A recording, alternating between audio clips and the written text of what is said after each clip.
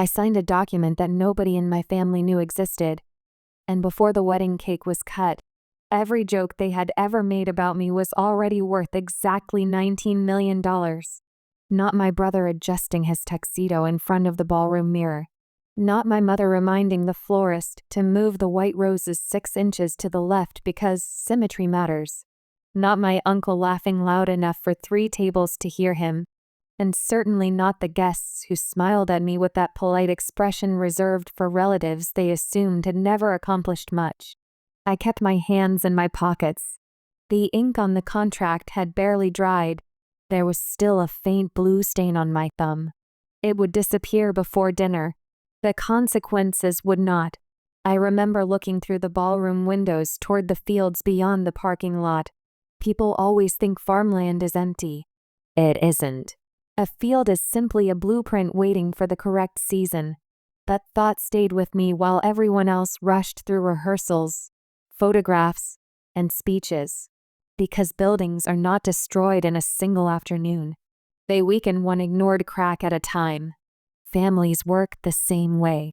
Welcome back to Reality Drama Story, where family secrets unfold and quiet decisions change everything. If you are new here, drop a comment and subscribe. Now let's get into it. People assume I became a farmer because I failed at everything else. That story was easier for my family to repeat.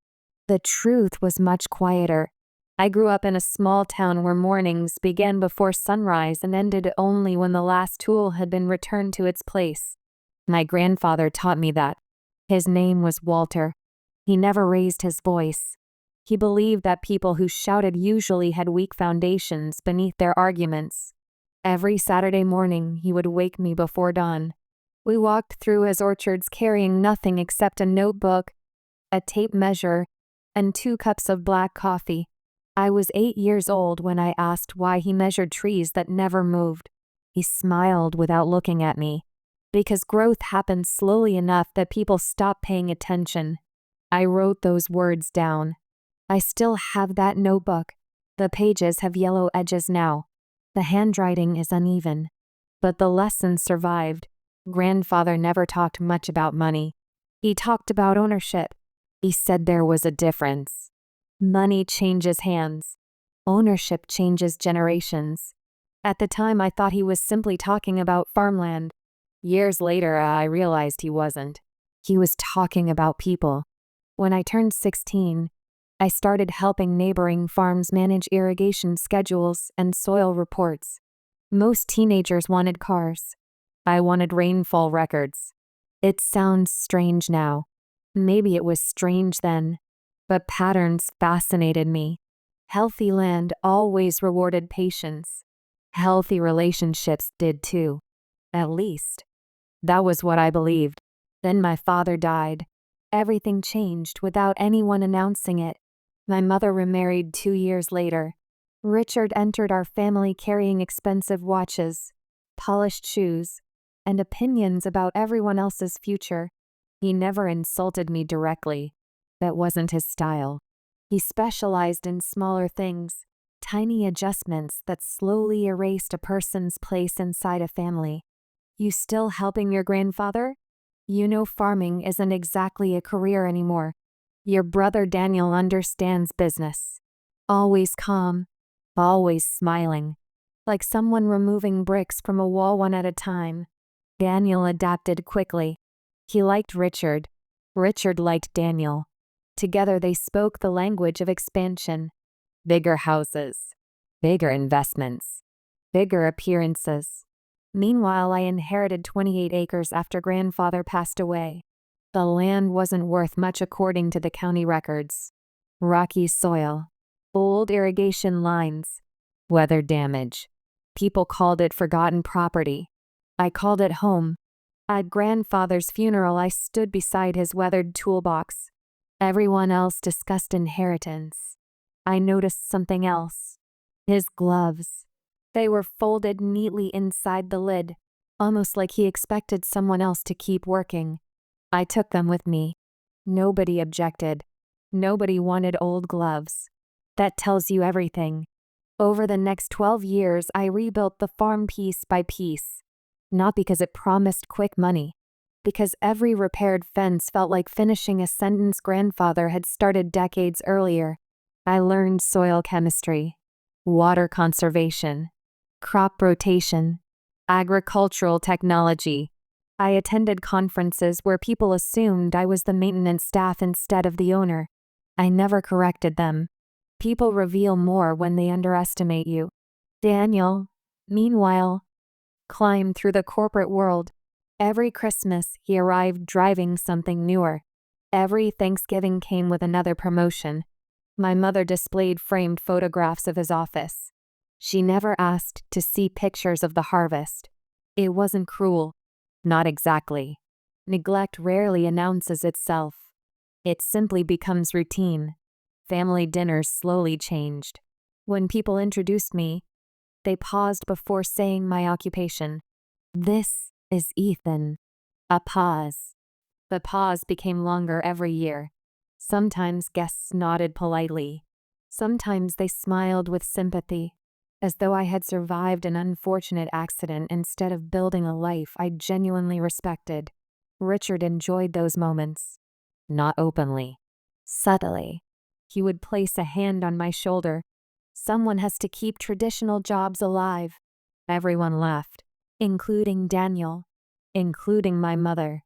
I usually smiled, not because the jokes were funny, because correcting people requires them to care about the truth. Most didn't. Then came the engagement announcement. Daniel was marrying Charlotte. She came from a wealthy development family that owned commercial real estate across 3 states.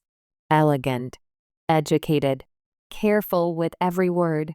During dinner, Richard stood and lifted his wine glass. He praised Daniel's ambition, Charlotte's successful family, the future they would build together. Then his eyes found me across the table. "Ethan will probably bring fresh vegetables to the reception." Laughter. 7 people laughed immediately. 3 looked away. Charlotte didn't laugh.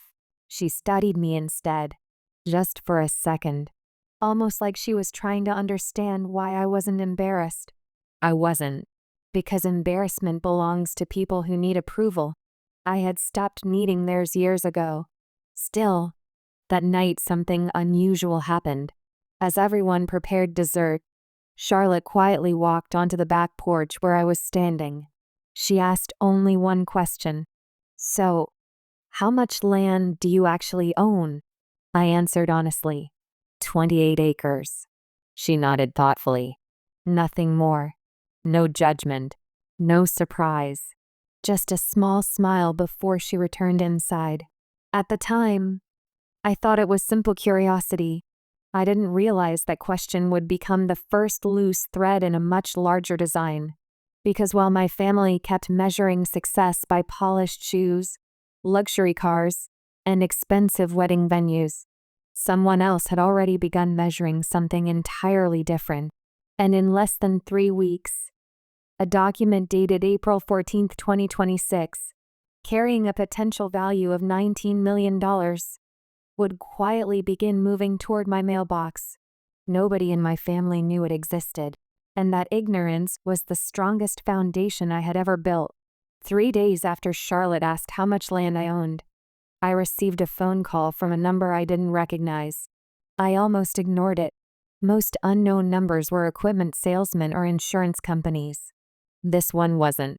The woman on the other end introduced herself as Rebecca Lawson, Senior Acquisitions Counsel for Evergreen Infrastructure Partners. Her voice was calm, the kind of voice that never wasted words. She asked if I had 20 minutes to talk about the western edge of my property. I looked out the kitchen window toward the old creek. The western boundary was the least impressive part of the farm. Rocky soil, thin grass, an abandoned gravel road that hadn't been used in years. "Of course," I said. "Mr. Carter, before we continue, I need to confirm that you are the sole owner of Parcel 17B as recorded on September 18, 2014. "I am." Another pause. "What I'm about to discuss is confidential." That sentence changed everything. 2 days later, I drove to a law office 70 miles away. Not because I didn't trust her, because grandfather had taught me something important. Never sign anything you haven't read twice. The conference room overlooked a river. There were 4 people waiting: a survey engineer, a financial analyst, and an attorney named Michael Grant. No one offered dramatic speeches. No one tried to impress me. Instead, they rolled out maps across the table, layer after layer: county records, underground utility surveys, environmental reports, transportation studies. Each map looked ordinary by itself. Together they formed something remarkable. A new interstate logistics corridor had been approved 18 months earlier. The final route crossed directly beside my western boundary. A freight rail expansion had also received federal approval. Then came the final piece: a regional water distribution project. 3 separate infrastructure systems, all converging beside 28 acres that my family considered nearly worthless. Rebecca folded her hands. "We don't actually need your farm." I nodded. She continued, "We need 12 acres along your western boundary. Less than half my land." I asked the obvious question: "Why me?" The survey engineer slid another map toward me. Without my parcel, their entire industrial access design failed. Every alternate route added months of construction and millions in additional costs. The land itself wasn't valuable. Its position was. There is a difference. Grandfather would have appreciated that distinction. Then Michael opened a leather folder. Inside was a draft purchase agreement. Purchase price: $19 million.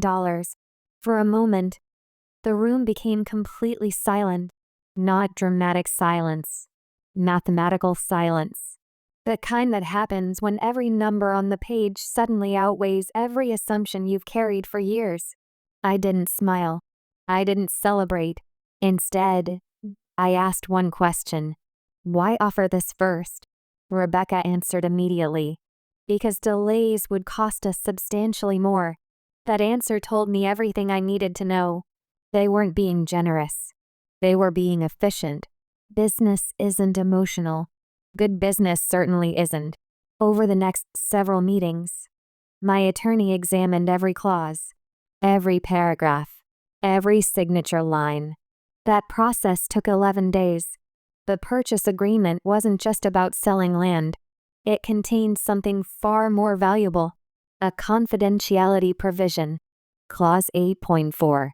Until the final execution date, neither party could publicly disclose negotiations. Violation carried a financial penalty of $2.5 million. Rebecca explained why. Nearby landowners might inflate prices if news spread too early. The company wanted complete silence. So did I. Not because I wanted revenge, because silence often reveals character better than confrontation. Meanwhile, wedding preparations accelerated. My mother called almost every evening, usually with instructions. "Ethan, could you arrive early to help park guests? Daniel wants everyone wearing navy. Charlotte's family will be there. Try not to wear work boots." I simply answered, "Of course." She thanked me as though I were doing maintenance instead of attending my brother's wedding. Richard became even more comfortable with his jokes. At one family dinner, he asked whether my tractor had a +1 invitation. 9 people laughed. I counted. When people repeat the same joke, they're usually trying to reassure themselves, not entertain others. Daniel barely noticed anymore. Success had become his language. Everything else sounded like background noise. 1 week before the wedding, I signed the final contract. April 14, 2026. 11:18 a.m. Blue ink. 3 witnesses. Exactly 27 initials across 46 pages. The funds would not be released immediately. Closing was scheduled for 31 days later. Until then, absolute confidentiality. I drove back to the farm that afternoon. Grandfather's gloves were still hanging beside the workshop door. I picked them up. The leather had become stiff with age. He used to tell me, Strong foundations are invisible after the building is finished. I finally understood. No one had watched me study irrigation. No one had seen the legal meetings.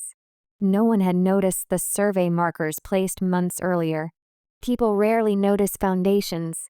They only admire buildings after they're standing. The rehearsal dinner arrived. It was held inside a restored country club overlooking a lake. Crystal chandeliers, white linen, string quartet. Every table carried engraved name cards. Mine simply read, no last name, no guest, no title. Daniel's card read, Daniel Carter, Vice President, Ashcroft Financial. Charlotte's included her family's company beneath her name. Even Richard's retirement board position appeared on his place card. I looked at mine again. Just Ethan. Interesting. Not insulting. Just revealing. Richard noticed. He leaned toward two businessmen seated beside him. Lucky for Ethan. Dirt doesn't care about job titles. They laughed politely. One of them asked what kind of farming I did. Before I could answer, Richard replied, the kind that barely pays taxes. More laughter. Charlotte looked uncomfortable. Daniel stayed focused on greeting guests. My mother changed the subject. Nobody corrected Richard. Sometimes silence protects dignity. Other times, it exposes everyone else's. Halfway through dinner, Charlotte's father finally approached me. He introduced himself with a firm handshake. Unlike everyone else, he asked intelligent questions. Water rights, crop rotation, land conservation. He listened carefully, very carefully. Then he asked something unexpected. Has anyone made you an offer recently? I looked directly at him. The confidentiality clause echoed in my mind. I can't discuss business matters. He smiled, a small smile. Not surprised. I thought that might be your answer. Then he walked away. Richard assumed we'd been discussing farming equipment. He laughed again. He had no idea he had just witnessed the only person in the room who suspected the truth. The next morning, I put on the same dark blue suit I'd owned for 6 years. Nothing expensive, nothing flashy. Just clean, pressed, reliable. Exactly how grandfather believed a man should present himself. As I adjusted my tie, my phone vibrated. A message from Rebecca. Only 6 words. Everything is ready after today's ceremony. I locked the screen, slipped the phone into my pocket, looked once toward the fields outside my bedroom window. The wind moved through the crops exactly the way it always had, quietly, without asking anyone to notice. The wedding would begin in less than 3 hours. By sunset, someone would finally ask what a farmer was actually worth. If this story is hitting close, drop a comment and stay with me because what happens next is something none of them were ready for. The ceremony began at exactly 4 p.m. 218 chairs faced a white wooden arbor overlooking the lake. The florist had been right. The roses were perfectly symmetrical. My mother would have been pleased. I took my seat in the 3rd row, close enough to be seen. The minister spoke for 23 minutes. Daniel smiled the entire time. Charlotte smiled too, but every so often her eyes drifted across the guests. Twice they landed on me. She gave the smallest nod, almost as if she knew I was carrying something heavier than anyone realized. When the vows ended, everyone applauded. The applause lasted 19 seconds. I counted. Grandfather used to say that counting keeps emotions from making decisions. So I counted. The reception ballroom was louder than the ceremony. Music. Champagne glasses. Servers moved like clockwork between tables. The room had been designed to impress. High ceilings. Stone columns. Floor-to-ceiling windows overlooking the gardens. A beautiful structure. But even beautiful buildings can hide weak foundations. Dinner was served at 6:12 p.m. Richard stood first. Naturally, he loved microphones. He thanked Charlotte's family. He praised Daniel's ambition. He spoke about success, about legacy, about how every generation should aim higher than the last. Then he smiled in my direction. I suppose every successful family also needs one person willing to stay behind and keep the vegetables growing. Laughter rolled across the room. Not everyone laughed, but enough did. I counted 17 people. My name came up 6 times during the speech. Simple Ethan, our hardworking farmer. Every version landed exactly where Richard intended, like carefully placed bricks. He believed he was finishing a wall. He didn't realize he was sealing himself inside it. I said nothing. I buttered another piece of bread, took a sip of water, looked toward the windows. Outside, the evening sun stretched across the fields beyond the venue. Land doesn't react when people underestimate it. Charlotte's father noticed my silence. So did an elderly man seated beside him. I recognized him after a moment. Judge Harold Bennett, retired, a longtime friend of Charlotte's family. He watched Richard carefully, not with amusement, with curiosity, almost like he had seen this pattern before. Dessert arrived, then coffee. The band paused while Daniel thanked everyone for attending. Before he could invite guests onto the dance floor, a woman entered the ballroom. Dark navy suit, black leather portfolio, calm expression. Rebecca Lawson. She wasn't invited, at least not by my family. She walked directly toward my table. The room grew quieter. She stopped beside me. Mr. Carter. I stood. She extended the portfolio. Our board completed the final authorization 30 minutes ago. Richard frowned. Daniel looked confused. My mother whispered, "Who is that?" Rebecca spoke clearly enough for the nearby tables to hear. "I apologize for interrupting the celebration, but our directors requested that the executed originals be delivered to you today." She handed me the folder. Nothing more. No dramatic announcement. No performance. Exactly as business should be. Richard laughed. A short, dismissive laugh. "What is it, Ethan?" "Alone approval." A few guests smiled politely. I opened the folder. 46 pages. Blue signatures. Corporate seals. Everything exactly where it belonged. Rebecca waited. I looked up. "You asked earlier what farming had accomplished." Richard folded his arms. I was joking. Another sip of water. No anger. No satisfaction. Just facts. "I sold 12 acres of my western boundary this morning." Richard shrugged. "So?" "The purchase closed 30 minutes ago." He still smiled. "For how much?" $19 million. Silence. Real silence this time. Not emotional. The kind of silence that appears when an entire room realizes it has been standing on assumptions instead of facts. Richard blinked twice. "No." I slid the first page across the table. He read the purchase price. Read it again. Then again. His smile disappeared. Daniel leaned over. Charlotte stood beside him. My mother slowly removed her glasses and looked at the contract herself. The $19 million. She whispered the number as though saying it louder might change it. It didn't. Facts rarely do. Richard recovered first. "That's impossible," Rebecca answered. "It is already closed." He looked at her. "And you are?" "Senior Acquisitions Counsel for Evergreen Infrastructure Partners." "The paperwork must be preliminary." "No." "It could still fall apart." "No." "The funds haven't transferred." Every sentence he offered found the same answer. "No."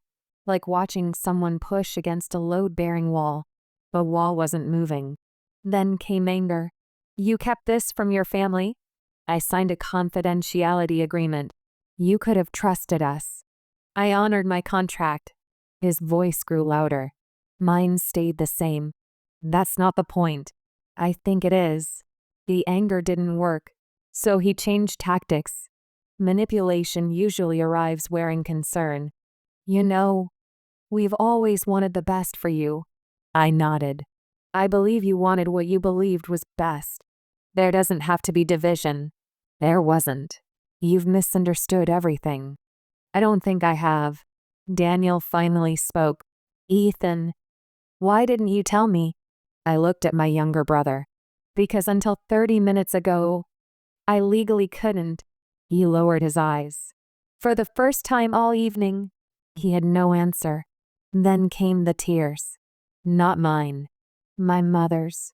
She reached across the table. I never meant to make you feel invisible. That sentence stayed with me. Because she hadn't said, I never made you feel invisible.